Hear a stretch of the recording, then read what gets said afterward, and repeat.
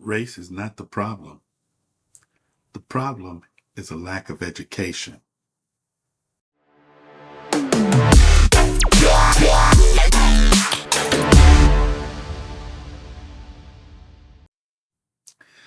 So before I begin, please make sure you like, subscribe, and share this video.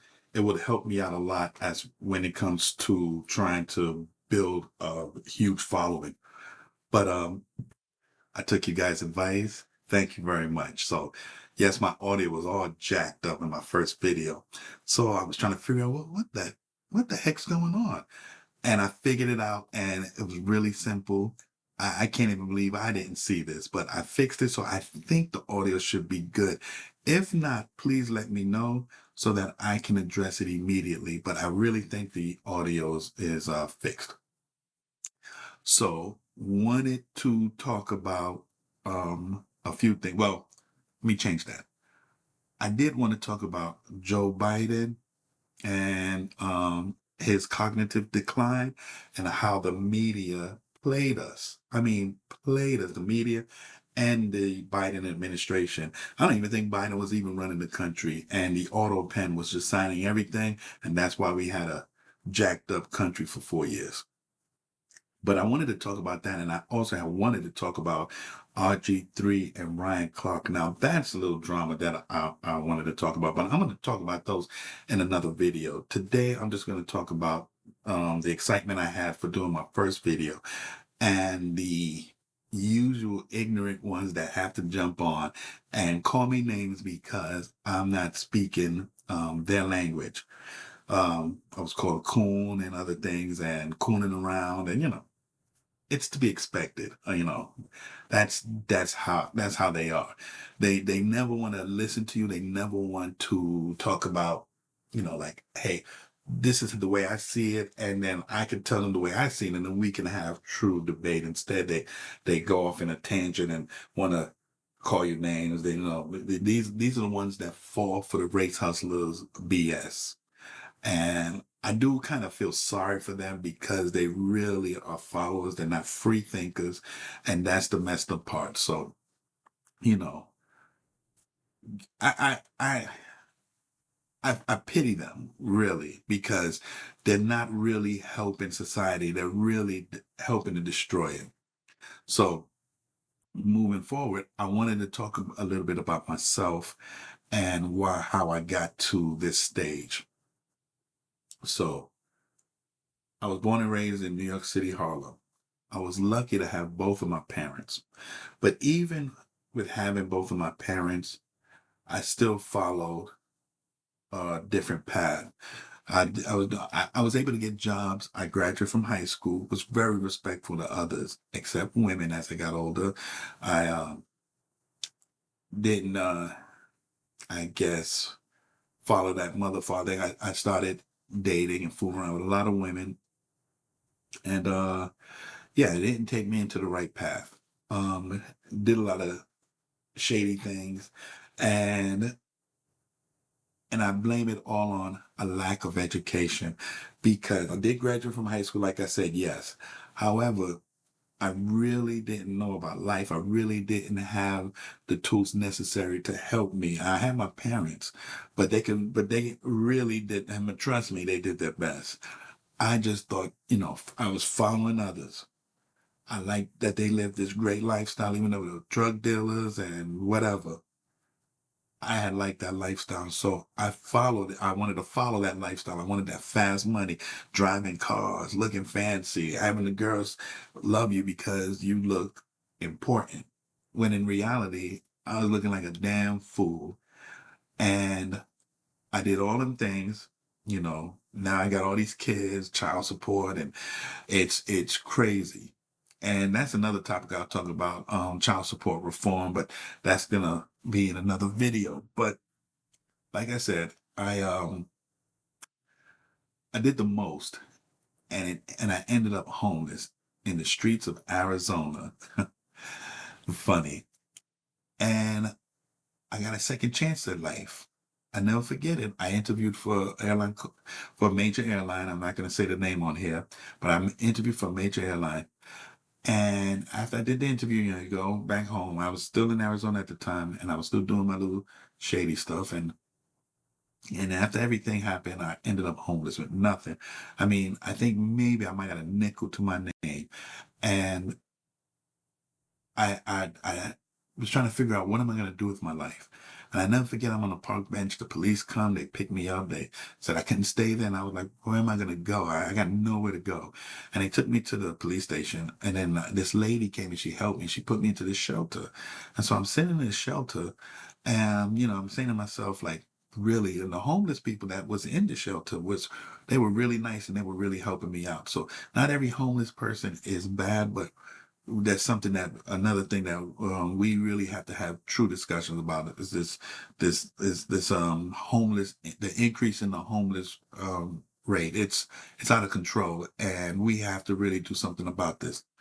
But the next day, I never forget it, I got up and I said, okay, I'm gonna have to get a job. I gotta get my life together. And just as I said that, well, no, let me move back. I prayed for the first time. I prayed. I said, if you could get me out of this trouble, please, I promise you, I'll never go back to this lifestyle again. And the next day, I was up and I was thinking, okay, what am I have to do? And the police, excuse me, and my phone rings and this major airline gave me a call and I got a job and the rest is history. So yes, so I was very, very fortunate, very lucky. And so, and that tells me a lot. It tells me that if you don't give up, if you believe in yourself, there's so much things that could be thrown at you. So many people could put you down. So many things could happen. Never give up. Always believe in yourself. And that's exactly what I did. And my life had changed for the better. And so education is so important. And I wish people would really pay attention to this education, because when I got that job, I ended up going back to school and then I got an education. Now I was a hardcore liberal. I voted for Obama. I thought Obama was best thing since sliced bread. You couldn't tell me nothing. I voted for Obama twice, and I never forget it when Obama finished. Now I didn't get my education yet, but when Obama finished, I remember sitting there saying, this guy didn't do anything. This guy was terrible. He did nothing. He lied to us. And then Trump came and I was like, oh God, not Trump. Oh my goodness. But Trump started talking and he was very bold, very brazen. He was just talking and saying stuff that most politicians would try to stay clear of because they want people to see them like, wow, these guys are the best. They're so nice. Well, Trump was just who he is. And I respected him for that. And I listened to him and he made sense. And so I said, I'm gonna support this guy. So you heard that. It tells you that race is not a factor. When times was rough for blacks before 1964, before the Civil Rights Act was passed, blacks who were struggling financially were able to succeed. They succeeded in building hotels, HBCU, historically black colleges and university. They had their own department stores. They built their neighborhoods. It was a beautiful thing. And they did this during Jim Crow. And I laugh because today especially young blacks, they're privileged. They are privileged. They can go wherever they want to go. They can do whatever they want to do. Black women get the most scholarship ever. They're becoming I want to say they are the breadwinners within like a black household. There is so much they have achieved, and yet we have no scholars now. We have no inventors, no creators. Or we have the people that's making millions and being rich, that entertainers, or rappers, singers, things like that. these athletes and so forth. They're just making money this way, and they're not using the skill sets to become great teachers, great philosophers, things like that. We're more into materialistic things, the fast life, the money. This is why you see a lot of. It is not a race problem in America. When you say that, a lot of people would disagree with you, and they would say, "How could you say that? You know, maybe you're maybe it wasn't back then, but you don't know the America today. You know, you don't know what's going on with the challenges they're facing and the level of racism they're experiencing today in the marketplace because maybe you are disconnected, kind of like how you were when you thought everybody was black until you joined the Army and you realized that your unit only 8 were black. What do you say to the people that literally 100% disagree with you and they say there is racism today? It is a challenging time today. What do you say to them? I say, look at the evidence.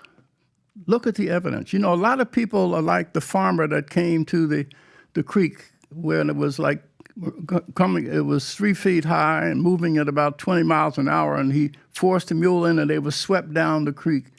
A year later, he comes to the same crossing. This time it's only 6 inches. The mule refuses to go in because the mule had good memory but poor judgment. Conditions were not like they were back in segregation when I was locked up twice in Mississippi. The conditions have changed, but many of us have. But again, look at the evidence. When whites were at their worst, we were at our best. As I said, in 1930 to 1940, when segregation and racism was enshrined in law, blacks had the highest marriage rate of any group in society. Elderly people could walk safely in those communities without fear of being assaulted by their grandchildren. So let's look at the evidence. When we refused access to hotels, we built our own hotels, financed by our own means. The Wallahaji in Atlanta, the Carver and Calvert Hotel in Florida, the St. Charles in Chicago, the St. Teresa in New York. I could go on and on. When we were denied access to colleges, we built our own. And in fact, our small business formation rate was higher than whites in the 20s, and that really determines any group's participation in the economy. It is not what government does for you or what white people do. In fact, I think those who continue to push this race agenda are Eurocentric. They assume that the destiny of blacks is determined by what white people do. That has never been the case. So you heard that. It tells you that race is not a factor. When times was rough for blacks before 1964, before the Civil Rights Act was passed, blacks who were struggling financially were able to succeed. They succeeded in building hotels, HBCU, historically black colleges and university. They had their own department stores. They built their neighborhoods. It was a beautiful thing. And they did this during Jim Crow. And I laugh because today especially young blacks, they're privileged. They are privileged. They can go wherever they want to go. They can do whatever they want to do. Black women get the most scholarship ever. They're becoming. I want to say they are the breadwinners within like a black household. There is so much they have achieved, and yet we have no scholars now. We have no inventors, no creators. Or we have the people that's making millions and being rich, they're entertainers, or rappers, singers, things like that. You know, these athletes and so forth. They're just making money this way, and they're not using the skill sets to become great teachers, great philosophers, things like that. We're more into materialistic things, the fast life, the money. This is why you see a lot of drug dealers, because of that fast life and that money. And so I know for a fact that race does not play a role in Race does not play a role in us achieving things. It is basically education. And we are lacking it because we lead in high school dropouts and we are not graduating the way we're supposed to. And even the kids that do graduate from high school, they're not reading at grade level. It seems like the school system is just passing them. This is why I'm very upset with the school unions, and so forth, because they're not collaborating with school officials to make sure that children are being taught. They're being dumbed down, and you can see it because they're doing the most, and they're really destructive. So for those that speaks out and say that I'm cooning and all this other stuff, get ready to hear more of it, because I'm going to keep speaking out and just telling the truth. We are destroying ourselves. And please remember, I said this in the first video, Black population by 2065 will fall to fourth. And we'll still be at 13 because for some reason we're stagnant. We're not going anywhere. While Asian Americans will surpass us and be 14th in population. When that happens, how much will the Democrats have your back? Ask yourself that question. I want to thank you guys, but before this video ends, I'm going to play a nice little video from the President of the United States as he talks about, he's going to be on the Patrick Bet-David show, and he talks about a guy named Van Jones. And I remember this day. I remember it's clear day when criminal justice reform passed. If it wasn't for President Trump, there would be no criminal justice reform. Obama didn't do it. I don't even know. I don't even think he wanted to do it. Bill Clinton didn't. Joe Biden really didn't do it because he did the crime bill that locked up most blacks for minor offenses, like just selling nickel bags in the street. 3 strikes you're out. Bill Clinton didn't do it. It was Donald Trump. And he is so right, because I remember one minute Van Jones is praising President Trump. That day it happened. And then the next day, he's calling him a racist and all this other stuff. So I want you to look at this video and see why liberal media is doomed. Guys, thank you for watching my show, and I will return with another show. Thank you very much. Please don't forget, like, subscribe, and spread the word. It really will help me out. Thank you. Enjoy the rest of your day. But I did criminal justice reform. That's a big thing. They've been trying to get it. I saw a guy named Van Jones. He's I don't think anybody knows who he is. He's a commentator for CNN. And he came to see me in the White House, and he was crying. I remember that.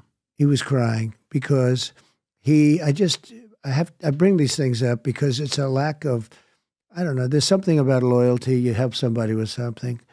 He came in with a fairly large group of people, mostly black people, and he was devastated because criminal justice reform wasn't going to happen. Obama didn't do it, and didn't even come close. Bush didn't try. Nobody was going to do it, and I'm the only one that could have done it.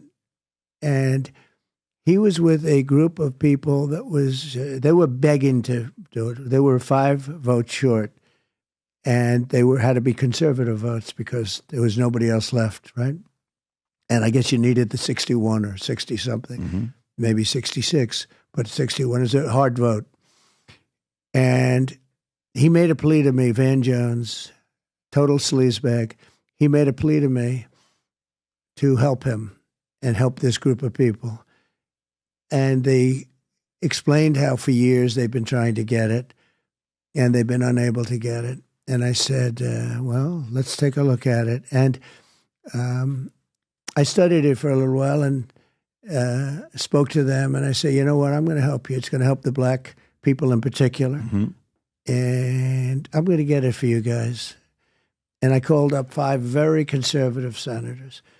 And I'll never forget one of the senators who was in charge of it. He was literally leading the charge against it. And I mean, his whole career was this. He was going to stop criminal justice reform. Not because he was, anti-black, just he didn't like it. He didn't want it. And he was in the papers every day. He's fighting it, winning very easily. And I helped him get elected. Without me, he wouldn't have gotten elected. I'll never forget it. I called him up. Now, he's in the heat of passion. He is fighting this all the way. Not something he would ever give up. You couldn't, there's some things you can't. Mm-hmm. I call him up. He gets on the phone. I didn't say a word. I said, hello. And he goes, I'm giving it to you. I said, what are you giving me? I'm giving you criminal justice reform. That's why you're calling, right? I said, it is why I'm calling. He said, you got me elected. I disagree with you, but I'm giving it to you just like that. I said, that's one of the coolest things I've ever heard, because I also have the opposite where I got a lot of people elected. When I endorse somebody in history, and I don't want to brag, but in history, you can get another chart on that one. I mean, I'm like 289 and almost nothing for endorsements. And he said, you got me elected. I wouldn't even be here if it wasn't for you. And I did, but I got a lot of people elected, and some of them forget. And I said, that's the coolest thing. I said, thank you. I said, do you mind if I call a couple of the... Nope, you do whatever you want. Now, this is a guy who was the leader of the fight. I didn't even ask. He knew what I was calling for, because he knew that I was going to help Van Jones, this Van Jones guy. I was going to help him. And you'll understand why I'm being nasty to him now, because what happened later is disgraceful. So I said, thank you very much, Senator. I'm so happy that I did help you. I think loyalty is a great thing. And that was the end. So I had his vote. I then called 4 other guys, all of whom were against it. And I said, I'd love to have. And they, they don't do it for a lot of presidents, but they do it for me. And I got them 5 votes that they needed, and criminal justice reform passed, right? Then, and I was happy for them. I was happy for everybody. Everybody was happy. They couldn't believe they got it done. And it was something that really the black population wanted far more than anybody else. I've never even heard it mentioned with other people. It was mostly the black population. And they've been fighting it for like, what, you'd say 40, 50 years, right? 64. So we got 40, it done. 50 years, yeah. Yeah. So I got it done. I got something done. I got a lot of things done that nobody else could have gotten done. So what happens is Van Jones and all, they called for a news conference that night. The vote was taken. They got it done. And I said to my wife, come on over here. This is beautiful. This is a beautiful thing to watch. Watch this. This gentleman was in my office a number of weeks ago, and they needed votes, and I got it done. It'll be nice to watch somebody really say something nice about your husband. I said that to Melania, and I said, watch this. And they got up and they spoke, but Van Jones got up, and it was a little, I don't get too embarrassed, He got up, he thanked this one, he thanked that one, he thanked this one, that one, that one. The only one he didn't thank was Donald Trump. And I look at that sleaze bag now and I say, he's got bad way. I looked at him. Then I saw him last night, and he was on CNN, which is dying, by the way, in the ratings, because they have people like him on. And I watched him last night say how he hopes I'll be defeated. And we should defeat him. We have to fight him. He should be allowed to be. And I said, normally I'd say I wish I had that vote back, but I did the right thing. But Why do I think he praised you? Why do I think he got emotional crying? No. Giving you credit about what you did. I don't know. All I can tell you is he was crying in my office. That's probably what you heard. And why they call CNN the Crying Negro Network, because of people like Van Jones. Peace, guys.